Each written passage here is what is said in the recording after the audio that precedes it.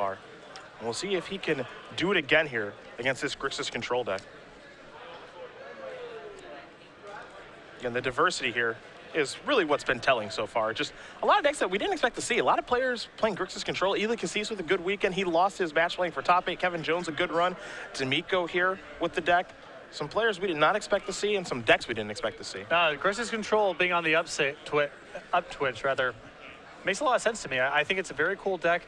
I like the access to having a lot of removal. I think it's got a very good matchup against Blue Red Delver. Makes a lot of sense right now. Yeah, it's going to be put to the test here, though. Taking a look at this deck list here from Ed. Yeah, this is Ely Cassis through and through. I'm taking a look at all the numbers here. The one Instant Blood, the one Dig Through Time, the one Dak Faden. It's that list. Yeah. The Mountain and the sideboard, I'm assuming. Taking a look. Yeah, he's got the Mountain as the run over the recoil. Yep. Ely got to him. Yeah, Kevin Jones as well. They were all playing the same 75. Yeah. Again, Ely Cassis lost playing for top 8 with that deck this week. At a Grand Prix New Jersey, he finished X and 2, so he qualified for a Pro Tour Fate Reforged. So that deck, when I played the pickup games with it against you when you were playing Burn at Grand Prix New Jersey, I was very impressed. And Ely is someone who flies under the radar a little bit if you don't follow Legacy a ton. But if you do follow Legacy quite a bit, you know about his pedigree in the format. He knows what he's doing there. Built a bunch of cool decks. Celebrates the entire format, isn't just playing Delver every single week. It's very impressive stuff. And this Grixis control deck, he was really the only one doing anything like this. And now I feel like the deck's starting to get a little bit of traction.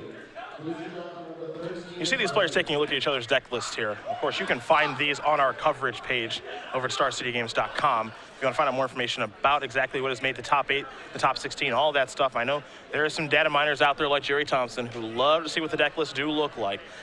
But it's important that both these players know each other's deck lists, especially Ross taking a look at the Grixis control deck list, knowing that, all right, there are 3 Cabal therapies. For Ed's side, Ed will have a better idea of what to name when he's playing against Storm. Ross also has Cabal therapies of his own, so he'll know what to name when he's playing against Ed. There are some dead draws in there. Cards like Forked Bolt, Lightning Bolt. Ross won't care very much about those. He will care about the 4 copies of Force of Will, of course. 2 main deck Pyroblast that he needs to be careful of as well. Definitely more information gained here from Ross than for Ed. Ed probably knows within 57 or 58 cards what Ross is playing regardless. For Ross, having the information of what he needs to play around, what he needs to name with Cabal Therapy, super valuable. Yeah, to me, it's so interesting. And the fact that you get to look at each other's deck lists and how you kind of take in that information. And, what information really stands out to you. What exactly are you looking for? What are you looking to ignore? And also you have to keep in mind that your opponent gets information from you as well. So Ed's going to know exactly what Ross is up to. Ross is on this version with the main deck Grim Tutor, for example, where a lot of players don't have that. Some people like Brian Cook go the Burning Wish route where they don't have a win condition in their main deck and they have to wish for it. So that can influence some decisions, but pretty straightforward Storm approach here from Merriam. Definitely. Both players are going to take a look at their opening hands here for the quarterfinals of our Legacy Open. It's been fun 2 days here in Philadelphia. 8 players left of the 566. Eventually, there will only be one who walks away with 25 Open Series points, $5,000, and a large trophy. I think it's fair to say that our first 2-day Legacy Open, quite the success. Hard to argue otherwise. Merriam going to start with a Scalding Tarn. He's down at 19. It's an Underground Sea, as it oftentimes is.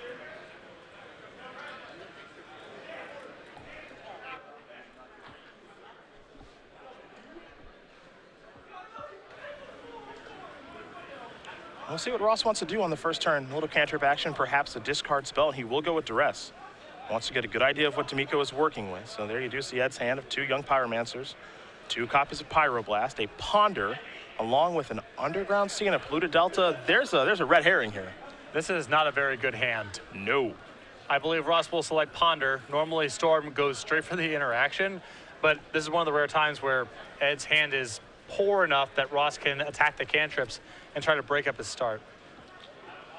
And you see Ed even starting to pull the Ponder over towards his graveyard, knowing that this is likely the card that's going to go, but Ross is actually going to take Pyroblast. A little surprise there? I think that means Ross has to have a second copy of Duress. That's okay. The only card that would stand to reason there. And then he wants to follow up with more blue cantrips after the fact. Ponder the draw. Demicco will go with a copy of Polluted Delta as his first land. And he will sacrifice that. Perhaps searching for a volcanic island, and he will.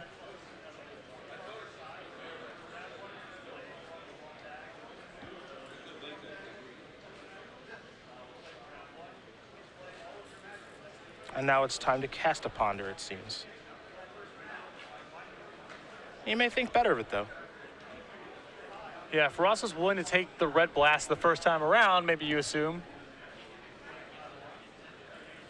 that you need to leave it up the next turn to protect you from whatever blue card he's trying to force through. And that does not like the cards he's looking at there in Young Pyromancer, a land, and a copy of Gataxian Probe. So he is going to shuffle. See if he can find a better mystery card, as the top three were not what he was looking for.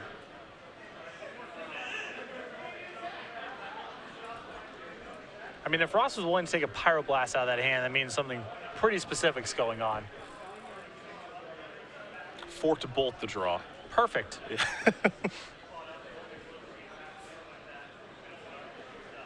Merriam with the Brainstorm now. So 3 cards coming here for him. 2, of course, will go back. And we'll see if he can find a fetch land among these cards to make it a perfect Brainstorm. Ross was mentioning to us, you know, getting to play with Brainstorm. It's been a lot of fun, to put it mildly. There's a Pluto Delta. It's hard to pass up on Brainstorm. It is a lot of fun. Makes for just a different, it's much different than playing with elves, that's for sure. Yeah, I mean, it's no Elvish Visionary, but Brainstorm has its merits too. And for what it's worth, Ross has drawn quite a few cards with Elves Visionary over the past year and a half. But there is no substitute for brainstorming plus fetching. One of the most powerful interactions in the format. One could argue the most powerful. The most powerful. I'll make that argument right now. The follow-up here is another blue cantrip. So while the Pyroblast shield is down, Merriam taking the opportunity to brainstorm and ponder.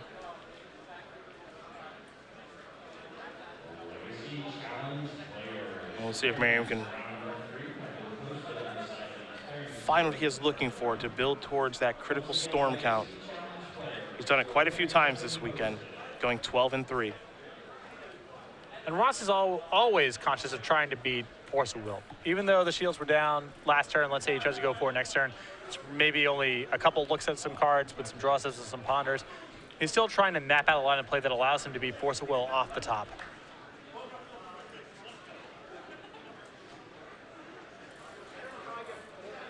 A lengthy ponder here from Merriam.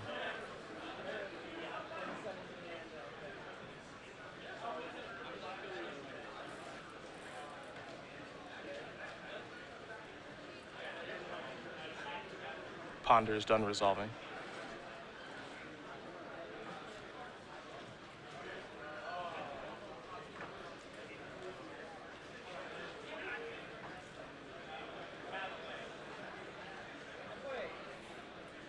If he's waiting this long, it probably signals that he's contemplating casting either a Lotus Petal or a Lion's Eye Diamond. Yeah, it is interesting. Yeah, there's Lion's Eye Diamond. And now I'll pass the turn back. It's tough when you're supposed to pick your spots with that. You know, do you want to play it on the turn to add to the storm count, or do you want to play it now so it doesn't get hit with either a counter spell or a discard spell? Yeah. That's the big question.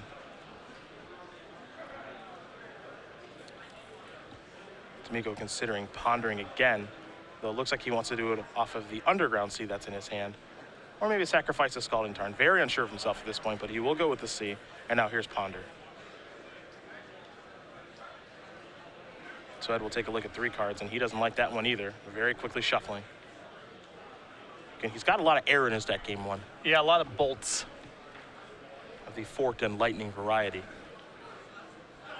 And those are the consequences of metagaming this hard for Blue-Red Delver. I mean, that hand right now is no good. And it's the ups and the downs. I mean, this deck destroys Blue-Red Delver, though. Yes. So those burn spells are very useful in that matchup, but they are not useful here. Mystery card coming for Demicco. Looks like it's just a land. And he'll have to pass the turn back with the Pyroblast at the ready. Merriam will draw.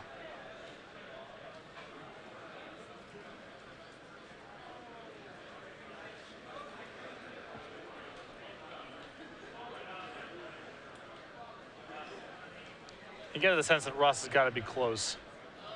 If he's playing a Lion's Eye Diamond like that, it feels that way. Having resolved a Brainstorm and a Ponder. Maybe the question now for him is, am I supposed to go for it? Well, he knows he has to beat a Pyroblast, which is usually not that hard to do. In fact, often when this deck is going off, there's no blue cards involved at all. And he wants to be able to beat the possibility of Force of Will, have them being drawn off the top.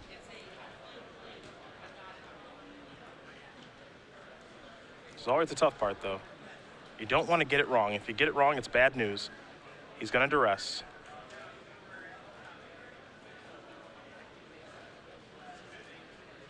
This is going to be a lightning bolt in response. Okay. I guess whatever, you can't take it with you. That's true. There goes Pyroblast. Two young Pyromancers, a forked bolt, and a scalding tarn are the cards here for Ed. Ed very much acting like a man resigned to his fate here over the last couple of turns. Game one is bad news, and his hand's not great. And now Ross is doing the math. Here's a Lion's Eye Diamond, and now we're gonna have a ball. Here's an Infernal Tutor. On the stack, while Merriam does hold priority, he will activate his Lion's Eye Diamonds. He will generate some mana. Past in Flames is the card discarded. He'll go grab a Cabal Ritual. And if he is grabbing that, he's got a plan to be sure. Just looking to generate a lot, and you can flash back the Past in Flames, cast again. Looks like he's found a combination of cards that he is very, very happy with in the graveyard. Again, he did have 6 mana. He played a Cabal Ritual with Threshold, so down to 4, up to 9. 9 minus 5 is 4. Then he plays his Cabal Ritual, so he's gaining mana on the way. Now he will cast a copy of Duress, take that forked bolt away. This is just to add to the storm count. An Infernal Tutor. And we can't forget that Ed did help him a little bit, casting that Lightning Bolt. That's a card for the Storm. Well, you know, you're at a point there where it's pretty hopeless. It's hard to imagine that it comes down to one bit of Storm, and the Bolt may make it more complicated if Ross is trying to go off with ad nauseum. I don't mind casting it. Whatever, can't take it with you. That's for sure. Let him know what's up. Ross Merriam going to win game number 1 here over Ed Demicco. Storm up a game here over Grixis Control. Players taking a look at each other's sideboard, and we will do the same. We will start with Demicco, and you'll see a Grafdigger's Cage, Nile Spellbomb, a Null Rod, a Sabo's Web, a Zoran Orb, 2 copies of Hydroblast, 2 copies of Pyroblast, the Smash the Smithereens, a Surgical Extraction, a Massacre, a Sudden Demise, and a Mountain. What do we like? So I definitely like Surgical Extraction here, as it can occasionally break up the combo. I like the 2 copies of Pyroblast, although there's already 2 in the main deck, and you can have too much of that effect, so maybe you stay at 2, but I can see more than that coming in. The Nile Spellbomb I like in this matchup. The Null Rod, very good against Ross's base of artifact mana with Lion's Eye Diamond and Lotus Petal as well. And then 1 copy of Grafdigger's Cage, some people bring in. I'm not a fan of it, but some people do bring it in to try to fight the Past in Flames kill.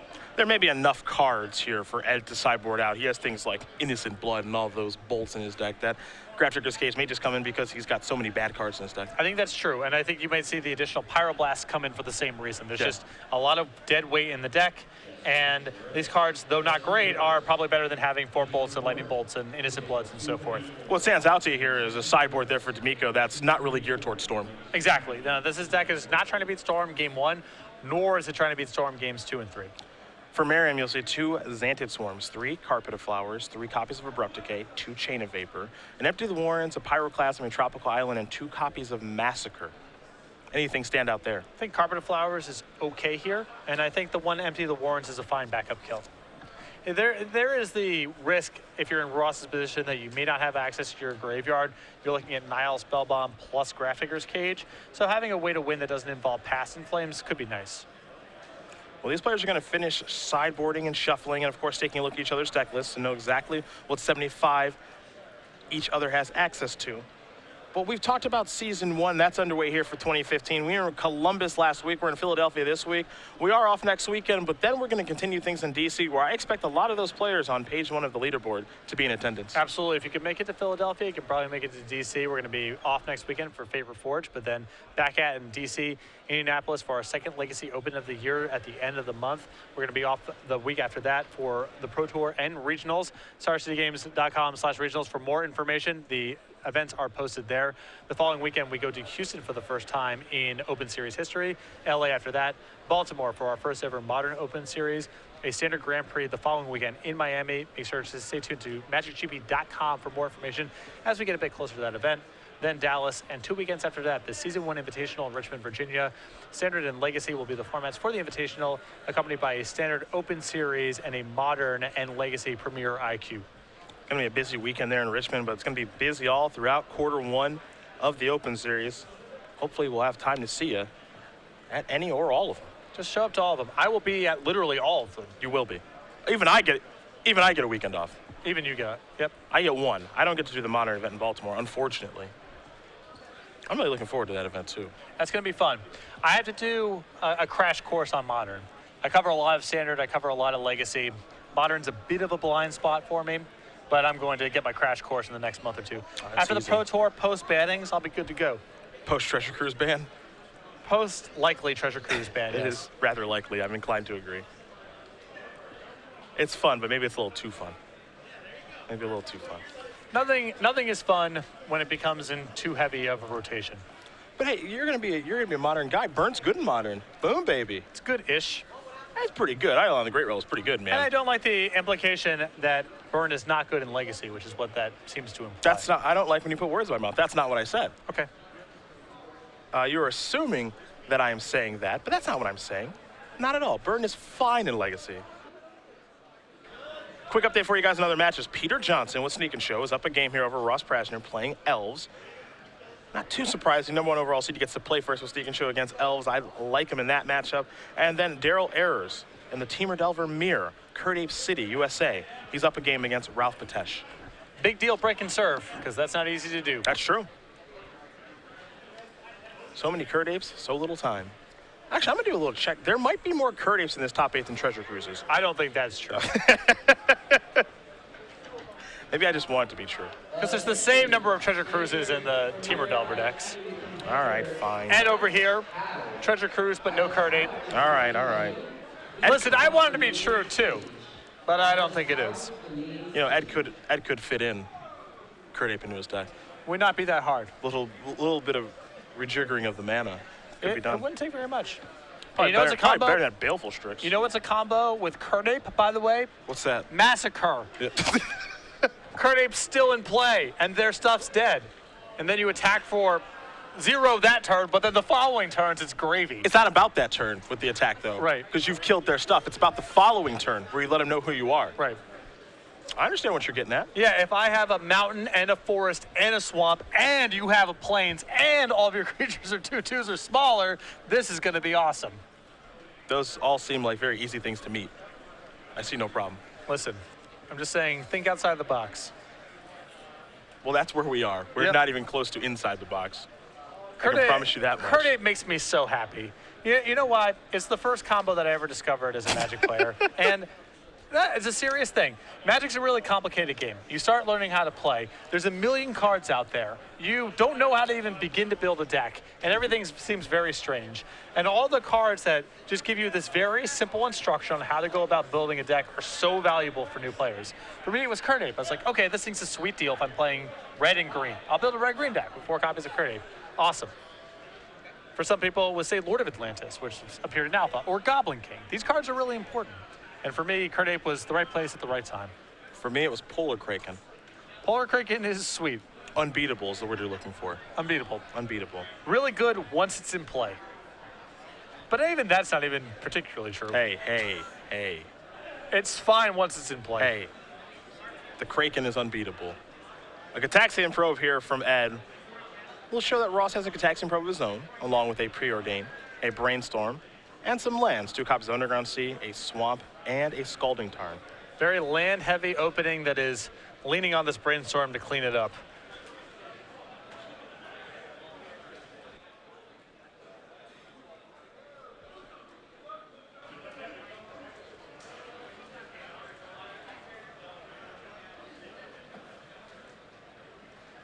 Now here's a Cabal Therapy. And Ed says, give me that Brainstorm. Uh-oh. Look who's made an appearance to the feature match area. Comes into play tap because we wouldn't want this thing blocking the turn you cast it for 11 mana or whatever. Keep up, keep sacrifice the land. Got plenty of those. Yep. Assuming you have 11 mana, you probably have some lands to sack. Comes into play tapped, I would imagine for power level reasons. And trample. Best of luck, really, beating that thing. Ross will play a Cabal Therapy of his own. Oof. 2 Cataxian Probes bite the dust, leaving Ed with a Brainstorm, a Treasure Cruise, and a Polluted Delta. Demicco going to play that Polluted Delta, and now he will maybe cast this Brainstorm. Though, as bad as that therapy is for Ed, and it's definitely bad, I think he's got a pretty good shot of winning this game if it's played basically empty-handed, especially because he has Treasure Cruise. Yeah, and he actually has access to 2 right now within this Brainstorm. Now, of course, he does need to put 2 cards back, and he does have a fetch land to make it a perfect Brainstorm. Force of Will, also one of the cards he's looking at here. Well, now he's got to contemplate, is there just too much juice here in this Brainstorm for me to want to shuffle away? I think the second copy of Treasure Cruise can pretty safely be shuffled away, but past that, you're looking at shuffling away Force of Will, Ponder, or Brainstorm. I guess of the bunch, I would shuffle away the Brainstorm, but then you're shuffling away a Brainstorm. Well, he very quickly decided he did want to shuffle, and now he's going to cast a Ponder, too. It looks like he has 6 cards in his graveyard at this point. Ponder will be number 7, so he can cruise next turn. We'll see if Ross has a follow-up discard spell. The cards that Demicco looking at, not all that spectacular. Lightning Bolt, Cataxian Probe, and a land, and he's going to shuffle here with Ponder. But a pretty solid opening thus far for Ed. I mean, again, those therapies sting, but if he's able to get to Treasure Cruise, he should be just fine.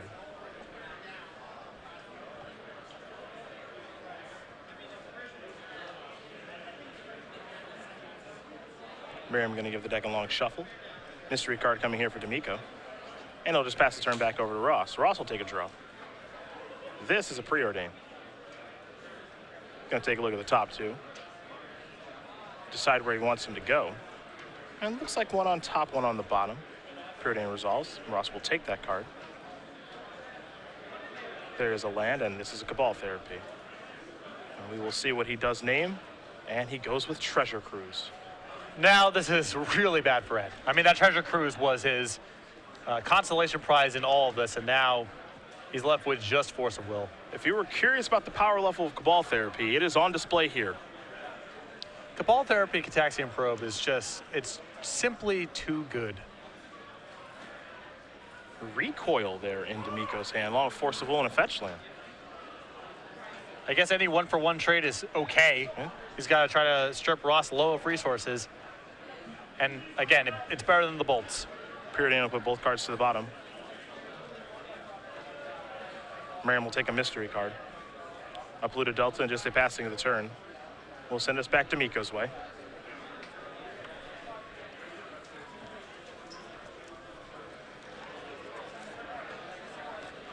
Ross has now all day to get set up here.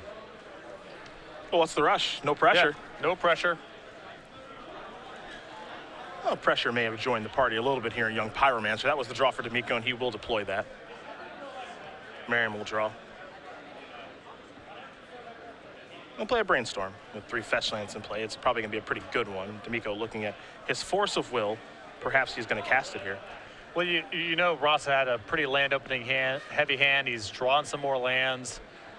You know that he knows about your Force of Will, so any discard spells going after it anyway. And then ultimately decides not to Brainstorm, but I think it's pretty close because I just don't know what else that Force of Will is going to do this game. Yeah. You do mention the fact that it is going to bite a discard spell at some point. We've seen Ross easily navigate against Force of Will under no pressure. Yeah. Ross going to sacrifice a Scalding Tarn, going to search for the land here. We'll see which one it'll be. He's got quite a few options. He'll go with a Volcanic Island. Keep it simple.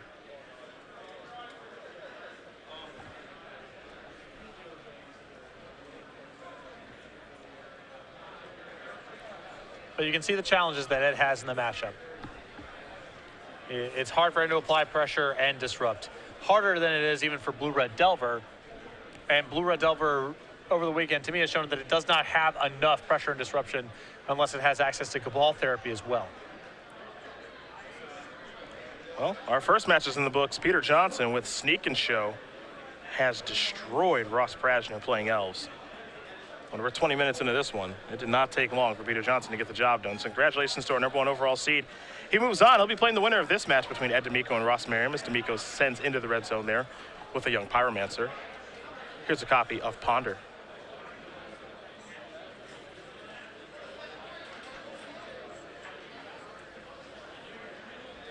Dig through time along with the lightning bolts, and it looks like an island there among the options Demicco decides to keep.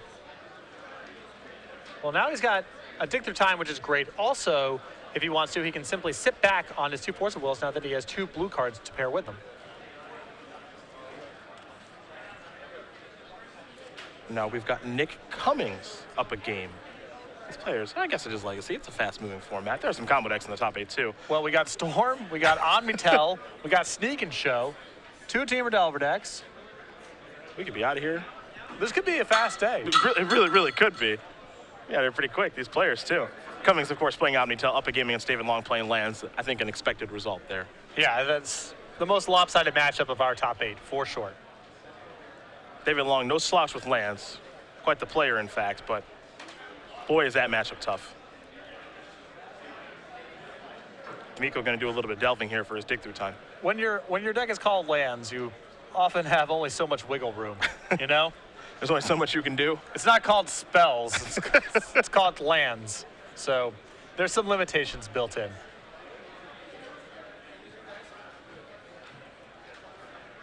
Demicco going to take a look at the top 7.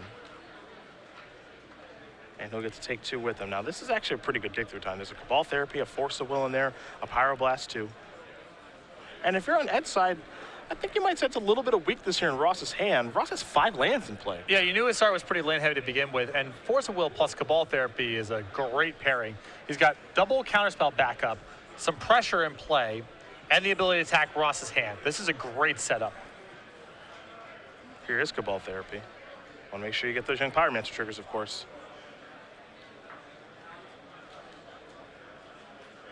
So there's your elemental token.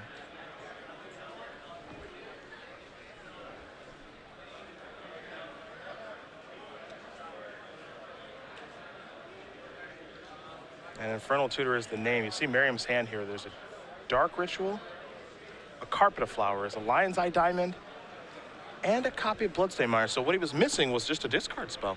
This hand right now is a dead end, all mana, and he's playing against 2 copies of Force of Will. Gonna flash back Cabal Ritual, and you see Ed not even moving the tokens because what he'll do is he'll sacrifice a token and make one with young Pyromancers. So it's kind of a freebie to destroy Merriam's hand there. Though, that's good for Ed, but given Ross's hand is not the end of the world because it's not like the extra mana accounts for much anyway. The problem now for Ross is there's a lot of pressure coming across. He's dead in 3 turns, and he's got to be 2 Force of Will. So he basically has to draw perfect from here. We could say 3 now as land number 5 just came into play. Yeah. So that's even scarier. He's even insulated from Cabal therapies because he can just Force a Will a Cabal therapy if it gets cast. And a game that was not looking great for Demicco is looking pretty good now. Merriam will draw another card. He'll pick up his 5 lands, and we're going to move on to game number 3. Is that Demicco able to tie things up here against Ross Merriam? Grixis Control and Storm headed to a 3rd one. So all counter spells. I'm skeptical of that plan against Storm, but counter spells plus discard, then you got something going. You're speaking my language. Now you got a stew going. Absolutely. See the options here for both players. Ross very quickly going back to his sideboard. Did not like how that game went at all, so he'll consult Ed's deck list. That'll take a look at Ross's, and while the players do that, we'll take a look at Season 2 of the Open Series. Starting off in Syracuse, a fantastic venue, place that we went to last year, and we had a lot of fun. Yeah, this is a shorter turnaround here. Season 2 is our shortest season with Syracuse, Providence, Cleveland, and Seattle, all standard opens as we go from April into the beginning of May. As we move over to the next slide here, you'll see Dallas, which is also standard, Worcester in Legacy, and then the Season 2 Invitational in Columbus, which will be tied to the Origins Game Fair. Modern and standard as the Invitational format with a modern 2-day open series and a standard and Legacy Premier IQ on Sunday.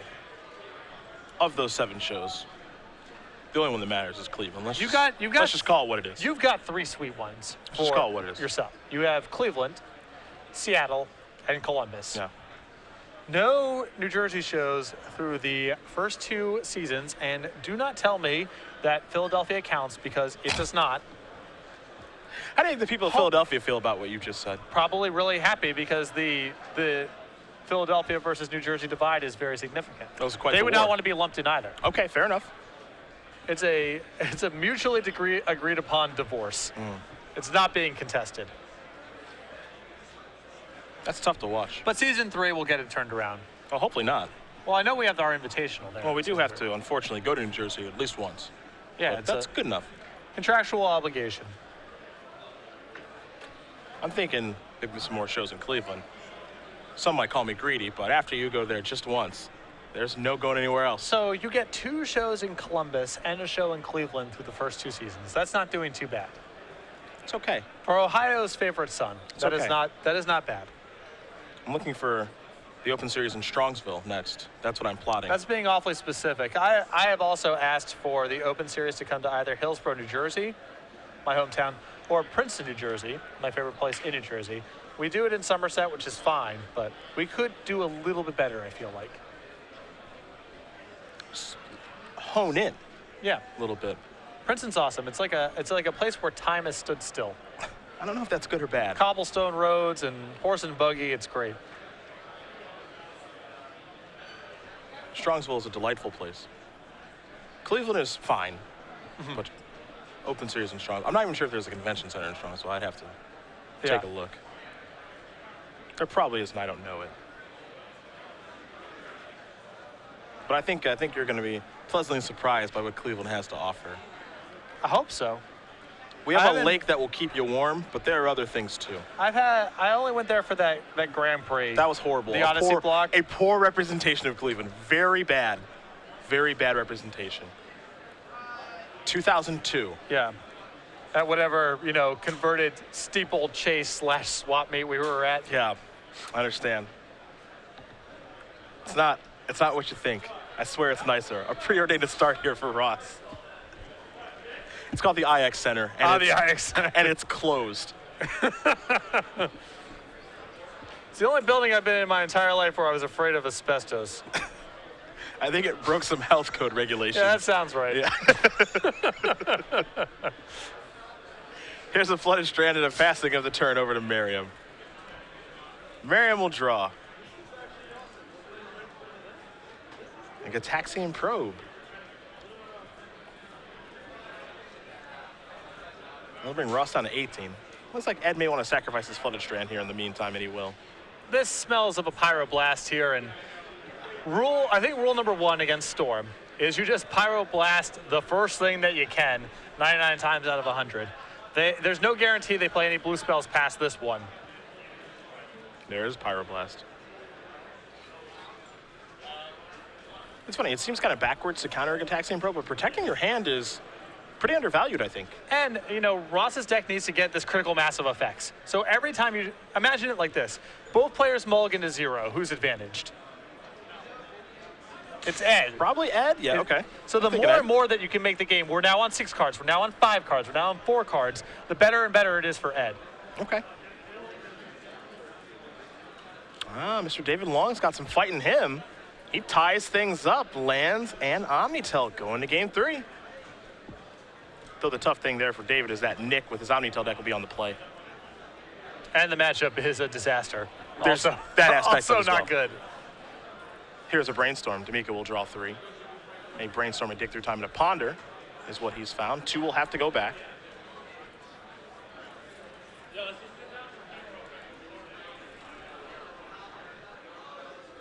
To the recoil, Baleful Strix as well. Just a lot of blue cards in Ed's deck after sideboard. Make sure he's got plenty of ammunition for Force of Will. He's going to sacrifice that Scalding Tarn now. We'll see what land he wants to dial up.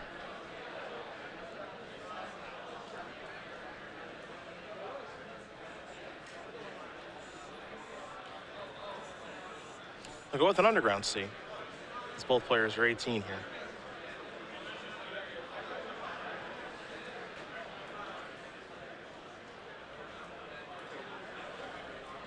It's a Ponder, as Ralph Patesh does tie things up against Daryl Ayers, excuse me. the Tamer Delver Kurdape mirror.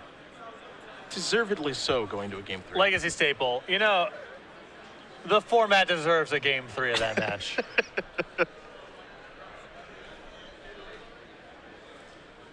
Good on the two of you. Yes. You know? I hope they both start off with a Taiga and a Kurdape, just for you. Well, hopefully not, because then the game can stalemate, because they don't attack past each other. Sure, sure. Well, that's where the bluffing is involved. Sure. Here's a Cabal Therapy. You attack, they block, and then you wasteland their Taiga. Hello. Oh, that is brutal. And if Ross is firing off this Cabal Therapy now, you might see some fireworks. He named Force of Will. The hand here for Demicco is a Recoil, a Dig Through Time, a Brainstorm, and a Young Pyromancer. And there's a land. I see a Dark Ritual in his hand, but can he do more, or does he have to wait? Well, there's no interaction on that side of the table right now. That is time in the round for Modern. Merriam sacrificing both of those fetch lands. Here we go. Yeah, I think so. Gonna go down to 16 in the process.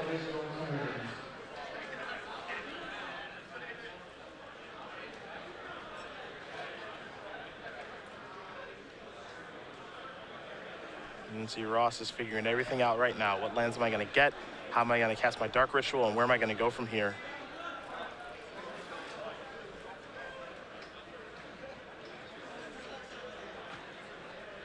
It'll be an Underground Sea and a Tropical Island. Of course, Tropical Island in his sideboard to facilitate Carpet of Flowers. Although getting a tropical here is a bit odd. It almost implies like he's not going for the kill this turn, because if he was, he would just go get Underground Sea Volcanic Island, which facilitates all of the combo pieces. He did think pretty long and hard about that decision. Something odd's going on with his hand. Maybe he's comboing off this turn and it's through ad nauseum and he's worried about maybe fizzling. Well, it seems like he's comboing off this turn, and he is. 2 copies of Dark Ritual, Lotus Petal, along with an Infernal Tutor. Means that he has cast 5 spells this turn.